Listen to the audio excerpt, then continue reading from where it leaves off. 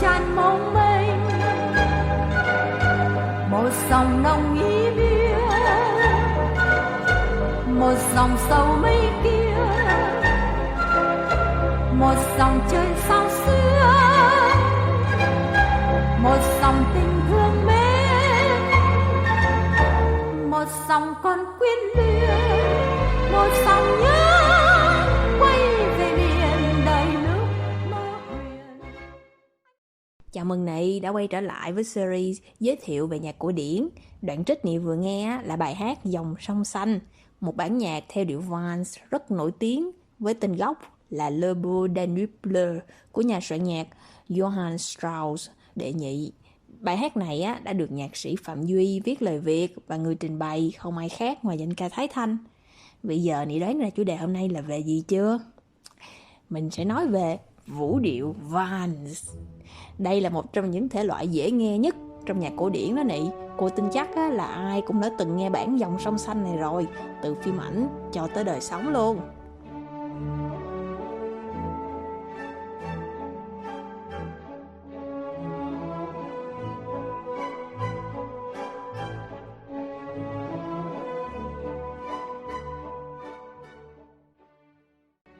Giờ, để tìm hiểu về Vals thì mình sẽ tìm hiểu về cái tên của nó trước. Vals trong tiếng Pháp hay là Waltz trong tiếng Anh bắt nguồn từ chữ Walsen trong tiếng Đức cổ, nghĩa là uốn, xoay hoặc là lướt đi. Cái này dùng để chỉ những chuyển động trong khi nhảy cái điệu này đó Nị. Thì cái điệu Vals này xuất hiện vào khoảng giữa thế kỷ thứ 18. Mà điều thú vị là mặc dù sau này được trình diễn trong cung đình và các nhà quý tộc, nhưng điểm bắt đầu của nó lại là từ những điệu nhảy đồng quê dành cho tầng lớp bình dân thôi. Một trong những điệu nhảy ban đầu đó là điệu Allemande, một điệu nhảy dân gian Đức. Hồi đầu thì hai người chỉ để tay bắt chéo nhau như vậy thôi nè Nị. Nhưng sau đó dần phát triển thành một tay ôm ngang lưng, còn tay còn lại thì đưa lên không trung, như mình thấy ở điệu Vals ngày nay đó.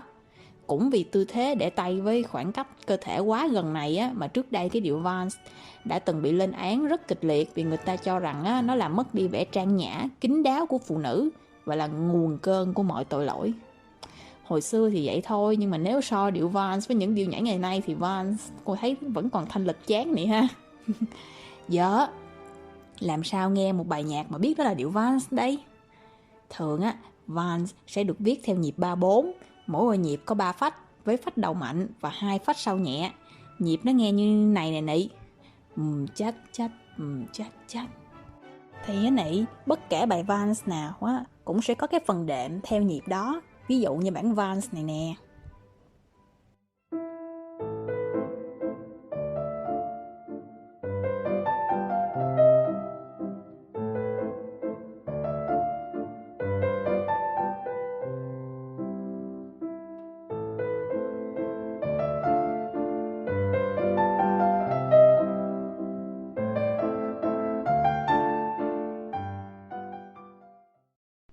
Thì từ thế kỷ thứ 19 này, thủ đô Vienna của Áo đã trở thành trung tâm của vũ điệu Vals này. Phòng nhảy mọc lên ở khắp nơi, người người nhà nhà đều say mê vũ điệu này. Mà nhắc tới Vals thì không thể không nhắc tới triều đại âm nhạc của cha con nhà Strauss. Giờ mình nói về ông cha trước nha. Johann Strauss là cha đó, có một tuổi thơ rất là vất vả. 7 tuổi thì mất mẹ, 12 tuổi mất cha và phải kéo đàn violin trong quán rượu để kiếm sống qua ngày.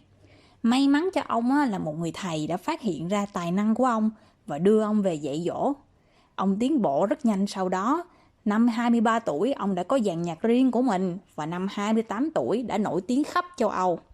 Người ta gọi ông bằng một danh xưng mỹ miều, Mozart của Vals. Giờ mình sẽ nghe thử một khúc nhạc rất là quen của ông nha. Bản này tên là Hành khúc Radetzky.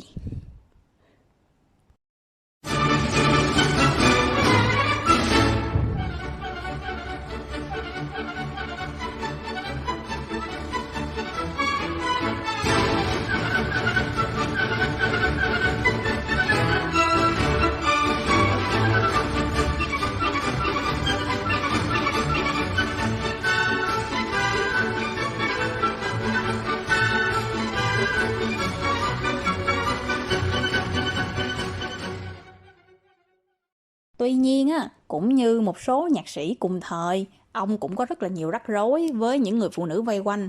Thậm chí á, có cô nhân tình kia còn sinh cho ông tới 7 người con ngoại giá thú khi ông còn ở với vợ nữa.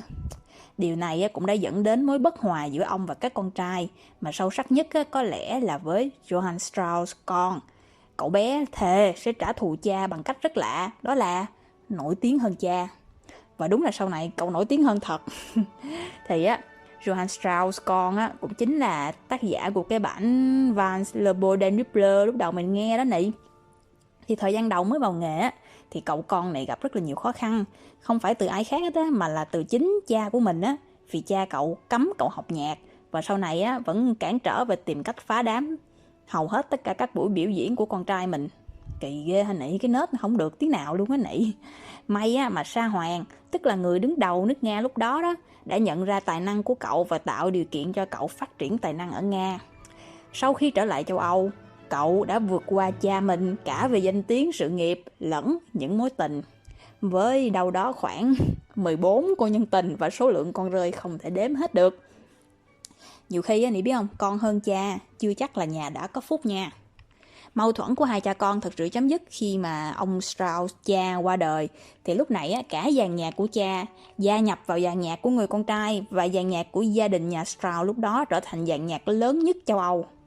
Strauss con cũng là người thay cha chỉ huy dàn nhạc hoàng gia Vienna và người ta gọi cậu là vua của những điệu Valse.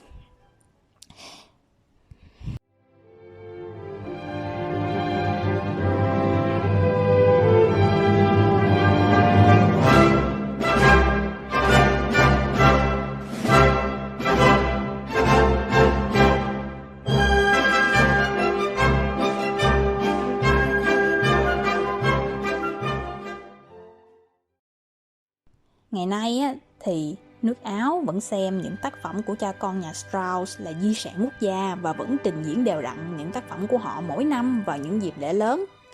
Khi Áo bị phát xít Đức thôn tính, Đức Quốc xã lúc đó đã ra lệnh tiêu hủy tất cả những tài liệu liên quan đến người Do Thái và bất ngờ chưa, cha con nhà Strauss có gốc Do Thái.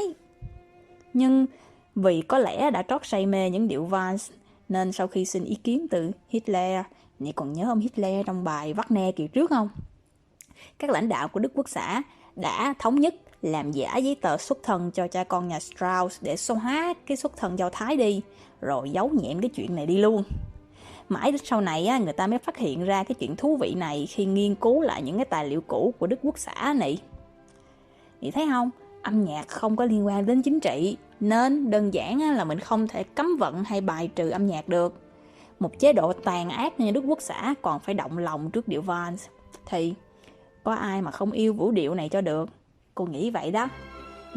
Giờ để kết thúc cô sẽ cho Nị nghe một list nhạc bao gồm những trích đoạn của những bài nhạc Valse cổ điển nổi tiếng mà cô thích nha. Mong Nị thành người đàng hoàng nghe nhạc nha Nị. Bye Nị.